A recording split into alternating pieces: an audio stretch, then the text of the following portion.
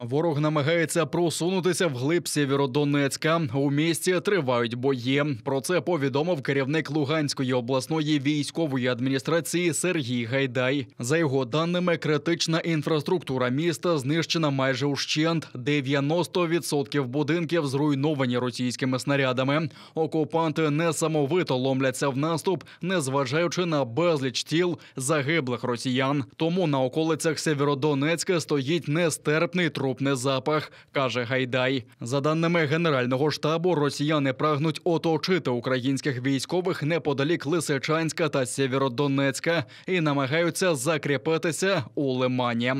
На Бахмутському напрямку окупанти перегруповуються для подальшого наступу на напрямку Олександропілля-Комишуваха. На Курахівському та Новопавлівському напрямках противник активних бойових дій не вів.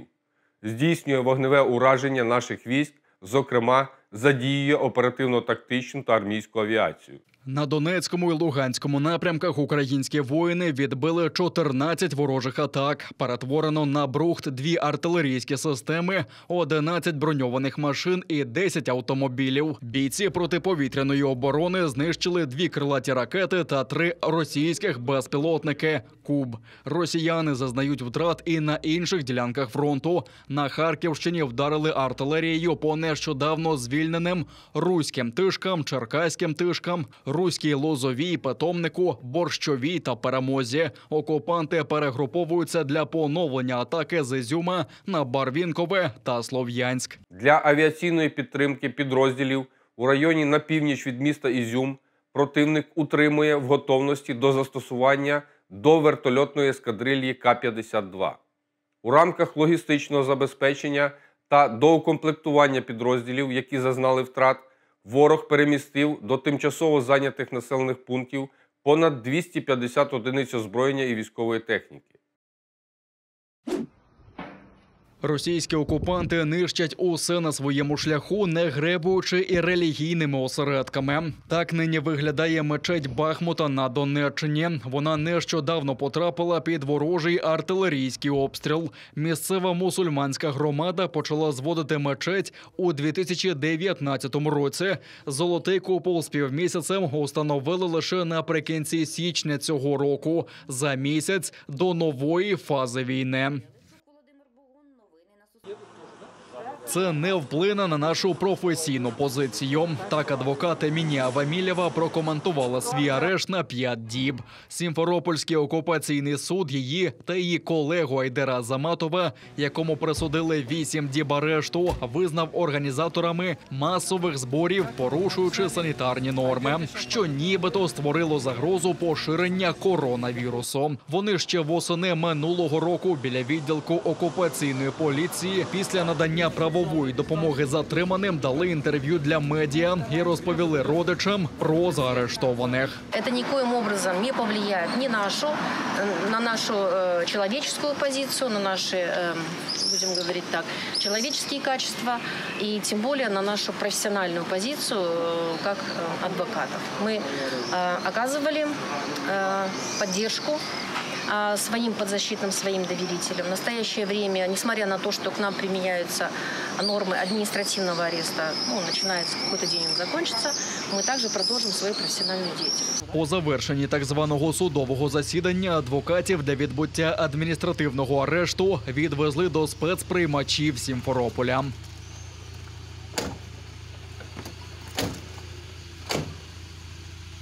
Я там сидел 2 раза, другие, я уже не знаю, кто не сидел в Крыму, да, из всех хороших и порядочных людей, но первый раз мы видим, как арестовали женщину, адвоката, и я просто понимаю, в каких условиях она будет сидеть. Это постоянное 24 часа наблюдения по видеокамере и так далее. Вот. Поэтому я думаю, что это просто наглая, циничная расправа над адвокатами, в том числе даже не гнушаясь того, что среди тех, кого сегодня преследуют, была и женщина, да.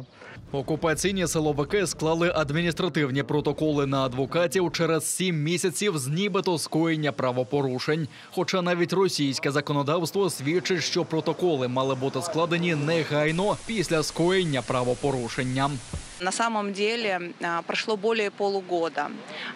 Не выявлено ни одного заразившегося. Не выявлено, вообще непонятно, почему эти полгода отдел полиции вообще не предпринимал никаких мер. Рапорта были написаны 25 октября 2021 года. Были получены диски с записью этого интервью этим же числом. Но тем не менее, только в мае, спустя полгода, органи поліції решили привлечь їх к адміністративній відповідальності. Затримані адвокати захищали жителів Криму у політично мотивованих справах. Їхні колеги кажуть, що це тиск на них через їхню професійну діяльність, а також тиск на їхніх підзахисних. Айдер почти все свои процессы на ближайшую неделю огласил в судебном заседании о том, что по некоторым процессам, где людям грозит до пожизненного срока лишения свободы, будет такой ответственный этап судебного процесса, как прения, и он там является единственным защитником. Каким образом будут проходить теперь эти все процессы без Айдера Азаматова, нам неизвестно. Ну вот такое решение суд принял, лишив не только Айдера свободы, но и его подзащитных квалифицированной юридической помощи.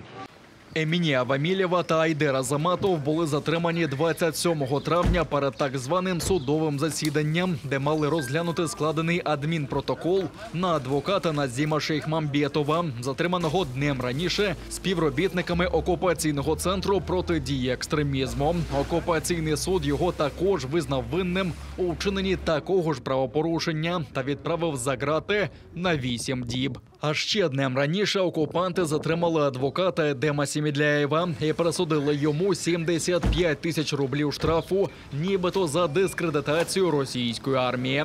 Він був позначений у публікації якогось користувача Фейсбуку, де засуджувалося російське вторгнення до України. Сам він цю публікацію не писав і нею не ділився. Адвокати кажуть, що це розправа через їхню професійну діяльність. Захищаючи політв'язнів, вони відкрито говорять про порушення прав підзахисних та привертають увагу світової громадськості до того беззаконня, яке творить окупаційний режим у Криму.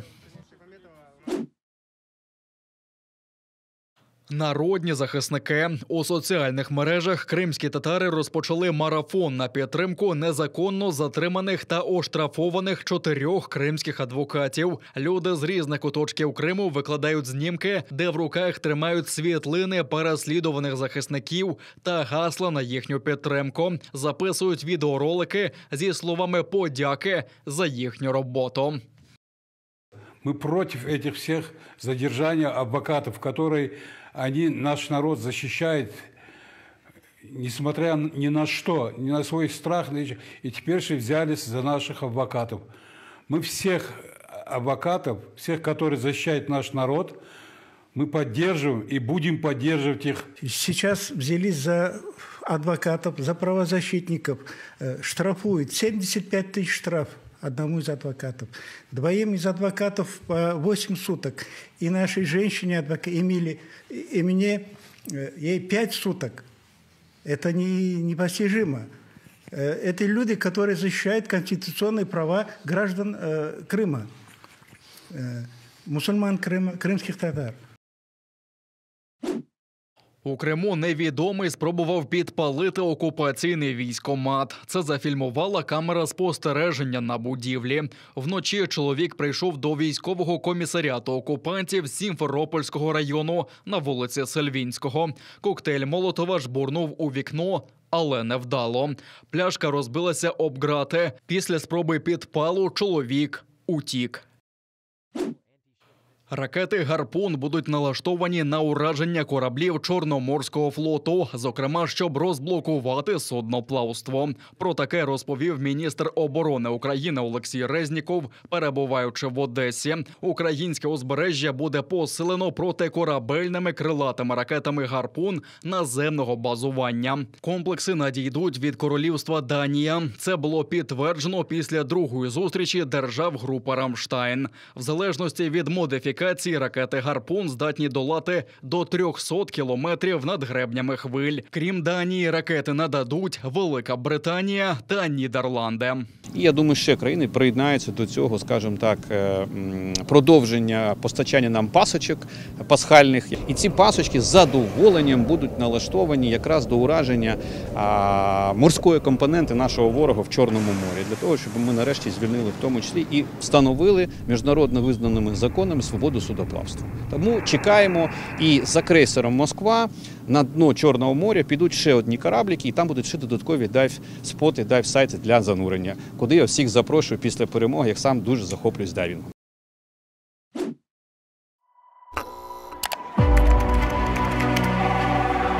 Перший кримсько-татарський телеканал АТР зіткнувся з російською агресією вже двічі, віч-навіч. Перший раз це було у 2014-му. Останній день працює єдиний в світі кримсько-татарський телеканал АТР. После аннексии полуострова телеканал АТР оказался одним из немногих средств массовой информации, который продолжал объективно освещать актуальные события в Крыму, в отличие от большинства других каналов и изданий. Тоді телеканал був змушений переїхати до Києва. Вдруге, 24 лютого цього року. Мною принято рішення о проведенні спеціальної воєнної операції. Я русский военный корабль. Предлагаю сложить оружие и сдаться. Русский военный корабль. Всі ці роки ми не припиняли працювати, бо те, що ми робимо, є дуже важливим для кримсько-татарського народу, який опинився в російській окупації. Дуже важливим продовжувати цю роботу для нас і зараз. Так, умови змінилися, і зараз робота журналістів пов'язана з ризиком для життя. Тому, крім бажання робити свій внесок у боротьбу з російським загарбником, важливим є захист. І телеканал АТР вдячний грантовій платформі Global Giving і організації «Куреш» за цей захист і можливість працювати заради перемоги. Завдяки вашій підтримці журналісти телеканалу АТР забезпечені усім устаткуванням життєво необхідним під час війни. Також ми маємо можливість продовжувати мовлення на наших онлайн-ресурсах. Це ваш внесок у перемогу правди над брехнею.